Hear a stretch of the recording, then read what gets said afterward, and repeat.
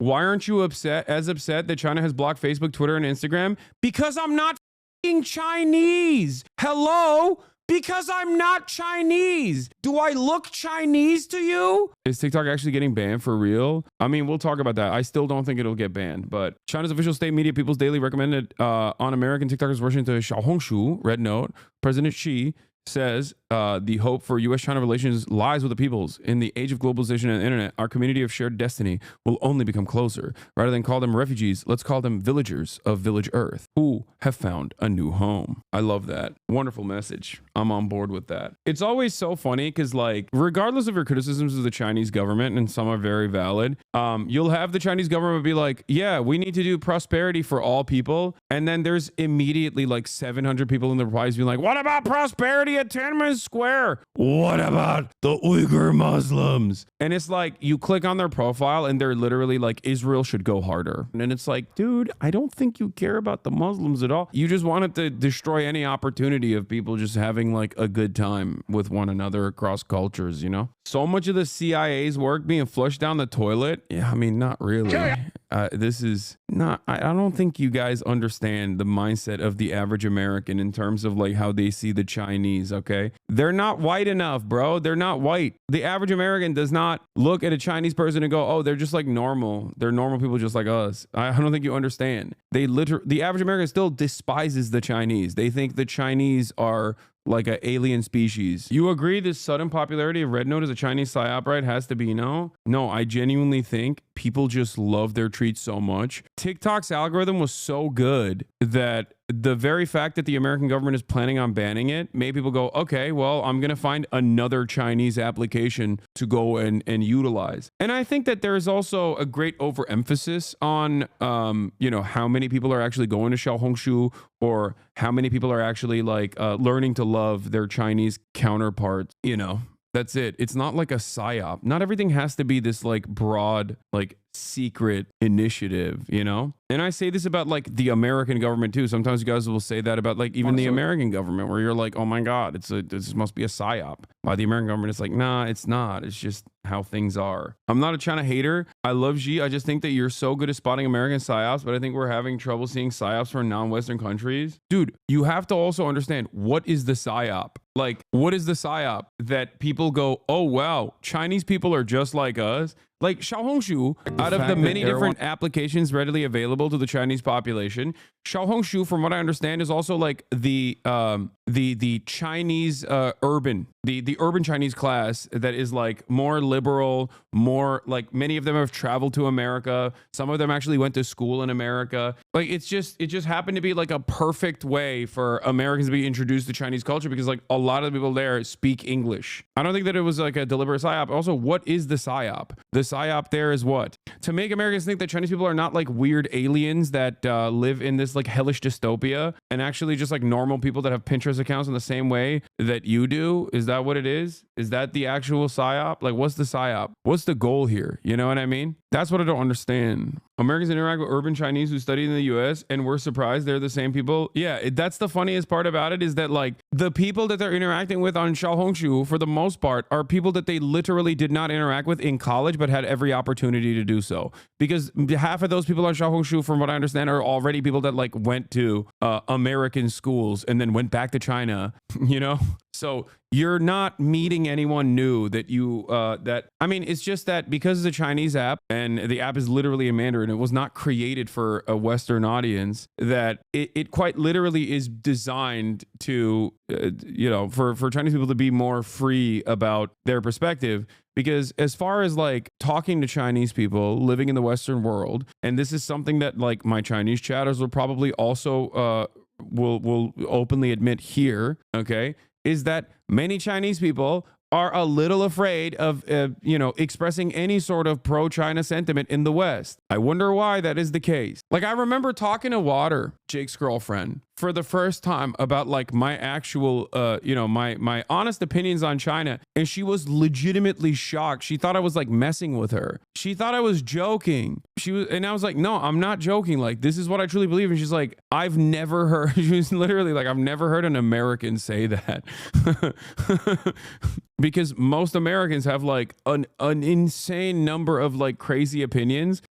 And this is, I think, I will say this, the most charitable interpretation is this, okay? We have the capacity in the United States of America to look at other countries that do the exact same thing that we do, but then somehow treat it as though it's like this super secret, super nefarious, super evil thing. It's a dynamic that I've mentioned before. It's the dynamic between gulags and work camps versus slave labor in prisons in the United States of America. People criticize slave labor in prison in the United States of America, but many people understand it. Many people think it's good. Many people actually defend that principle. Whereas like gulags or work camps where, 10 billion people are dying every day in the salt mines. It's the same thing. You just gave it a different name in order to say like it's scary when our foreign adversaries are doing it. If you have a criticism for it here, then you should have a criticism for it there. But many people don't have a criticism for it here and actually think it's like an entirely different thing over there.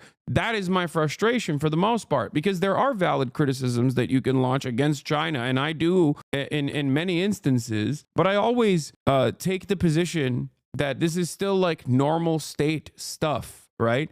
Normal states, like big states, this is how they operate. And then people will turn around and say, you're clueless. I know. I'm so clueless. I know. How could I ever? Instead of saying that, every state has shortcomings, including but not limited to China, okay?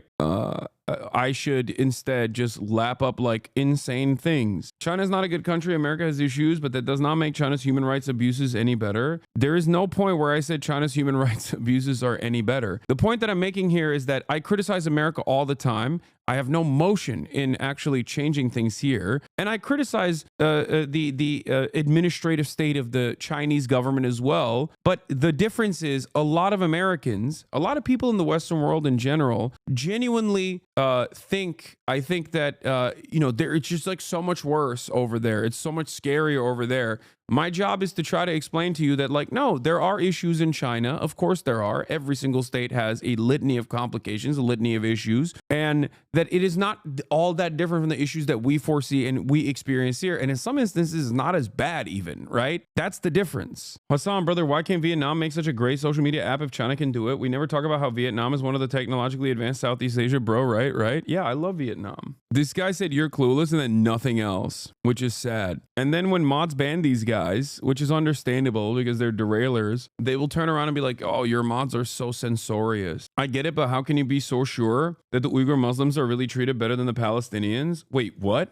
I'm sorry. Have you seen what's going on in Gaza? Is this bait? Like, what are you talking about? What? The connotation is that China is much more secretive. Yeah, that's ridiculous. You think China was doing a bombing campaign in Xinjiang where they dropped multiple nukes worth of munitions into Xinjiang with the express purpose of like destroying every building while they simultaneously trapped the entire captive population of Xinjiang? No, you know what they did? They built high-speed rail into Xinjiang and worked specifically for integration. And to be fair, that process was incredibly brutal, and it still continues to a certain degree. Like, the surveillance state was unacceptable. The re-education camps were unacceptable. I don't disagree with that at all, especially because when the Chinese government decides to do something, okay, well, everyone's going to have to follow. That's it. That's just kind of the modus operandi, as best to the best of my ability of like explaining this to people. If they decide to do something, you just got to do it. That's it.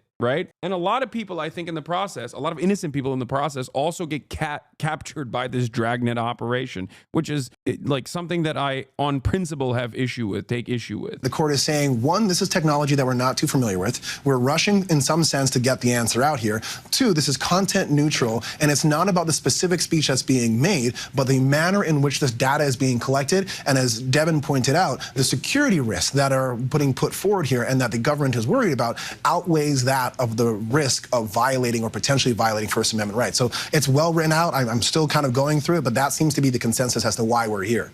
It has such a funny Western world flavor to it where they just have to do this legalese, right? In an effort to make it seem as though there is like a valid reason. And this is not disruptive. And it's not like purely an insane move that the American government is engaging in that's like ultimately censorious, right? Xenophobic and censorious. Because that's precisely what it is. It's xenophobic, it's anti-competition, it's censorious. It's all three. It's the triple Monty. It goes against like the principle of American enterprise. It goes against the principle of freedom of speech. That's what it is. But because we have to always behave in a way where like this is done within the confines of a legal structure, it's not pure autocratic control. It's actually done at the behest. It's actually done within the legal structure, so it's actually totally permissible. The media and all of these like legal scholars have to play this song and dance of like trying to find some sort of legal reason for it that makes this appropriate. The reality of the matter is there are no backdoors into TikTok because it is at the end of the day a Chinese corporation.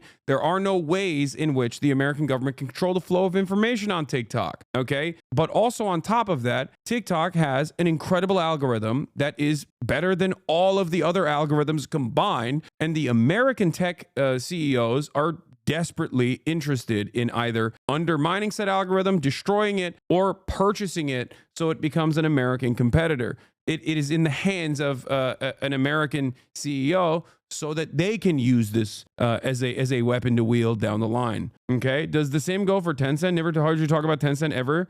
No, I have talked about Tencent quite a bit. I've actually warned that the American government will probably go after Tencent in the same manner. You know, why aren't you upset that China has blocked Facebook, Twitter, and Instagram? Because I'm not fucking Chinese. Hello? Because I'm not Chinese.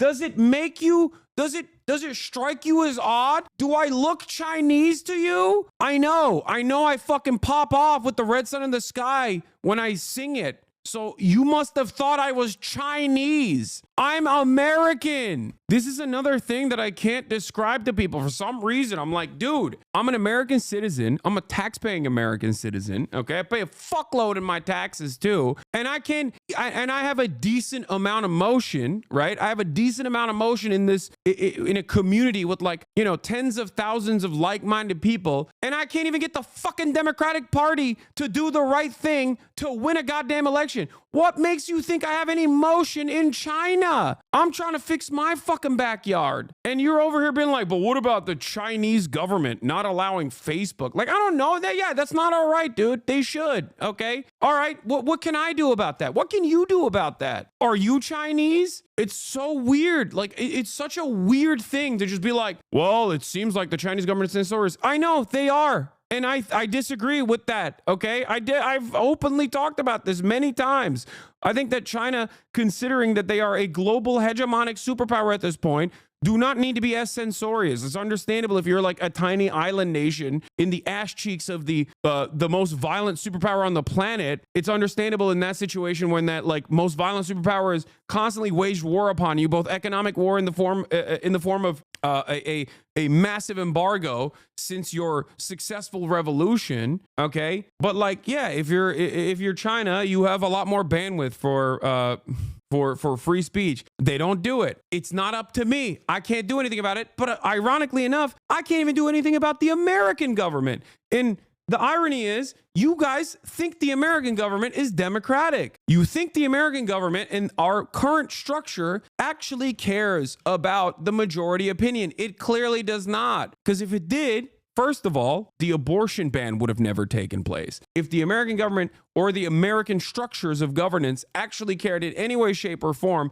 about the wishes of the majority, TikTok wouldn't be getting banned right now. None of it matters. We wouldn't be funding Israel's genocide. None of that matters. But when I'm, as an American political commentator, when I'm trying to describe this stuff to you, go, but what about China banning Facebook? Yeah, that's wrong. That's bad. That's messed up. They should also have their boomers get their brains warped by AI slop on Facebook. They should do that, okay? I agree with you, but what can I do? Am I Chinese? No, shut the fuck up.